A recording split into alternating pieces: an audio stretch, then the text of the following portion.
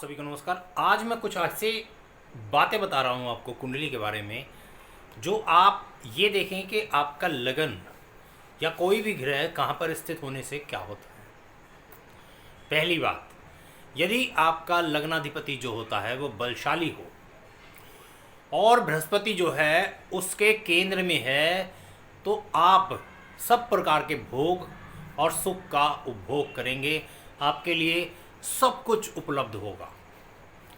Number 2, यदि जो लग्नाधिपति है यानी कि लगन का स्वामी किसी शुभ ग्रह से युक्त है या दृष्ट है, तो उसे पत्नी, संतान और मित्र जो हैं वो प्राप्त होते हैं और वो अपना जीवन सुखी रूप सुखपूर्वक व्यतीत करता है। ठीक है। अगला, यदि लग्नाधिपति अत्यंत बलशाली हो और केंद्र में हो और उस पर शुभ ग्रह भी दृष्टि हो, तो जो जातक वो होगा वो जगत विख्यात होगा, उसको राजसी सुख जो है वो प्राप्त होंगे। ठीक है। वो सद्गुणी होगा। बृहस्पति का अगर जो है शुभ ग्रह की दृष्टि होती है, जब जैसे बृहस्पति केंद्र में है, या तो वो सद्गुणी होता है, मतलब अच्छा उसका जो ऐसे कहिए कि आचार व्यवहार जो होता है वो सात्विक होता है। उसकी जो आयु होती है वो पूर्णायु होती है, और जो ये योग जो है उसकी आयु से संबंधित कोई भी जो अनिष्ट होने वाला होता है उसको ख़त्म कर देता है। अगला, यदि पाप ग्रह केंद्र में, त्रिकोण में और द्वितीय भाव में स्थित ना हो और लग्नाधिपति जो है वो शुक्र युक्त चौथे या अष्टम भाव में हो, तो जो लग्नाधिपति का अलग अलग चौथा या आठवें भाव में होना, तो जातक जो होता है वो कैसा होगा? समृद्धिशाली होगा, दानी होगा, निरोगी होगा और उसकी आयु जो होगी वो पूर्ण होगी।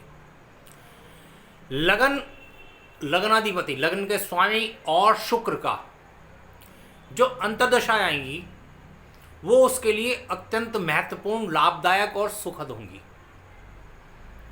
अगला, यदि लग्नाधिपति जो है लगन का स्वामी वर्गोत्तम हो। वर्गोत्तम का मतलब होता है, जैसे मान लीजिए लगन का स्वामी किसी कुंडली में 4 नंबर पे है, आपकी लगन कुंडली में 4 भाव में है और वही भाव में वो नवमाश में हो, तो उसे वर्गोत्तम कहते हैं। ठीक है।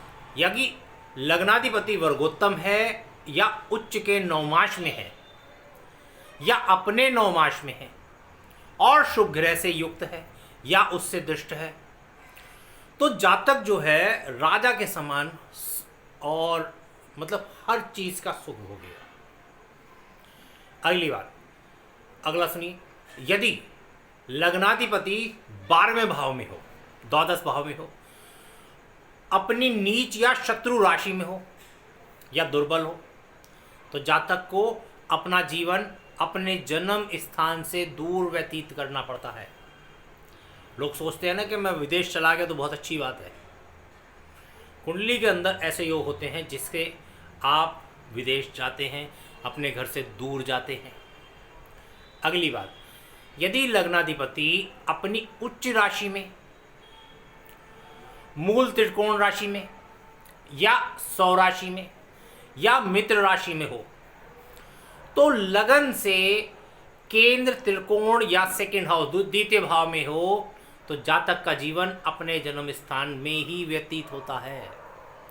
इससे पहले मैंने आपको बताया जन्म से दूर दूर जाने का वाला योग, और अब मैंने आपको बताया कि अगर मतलब अपने जन्म स्थान के वहीं पे रहने वाला। ठीक है। अब एक और, इसके बाद मैं समापन करूँगा। यदि चौथे भाव का स्वामी एक शुभ ग्रह की राशि में गुरु के साथ स्थित हो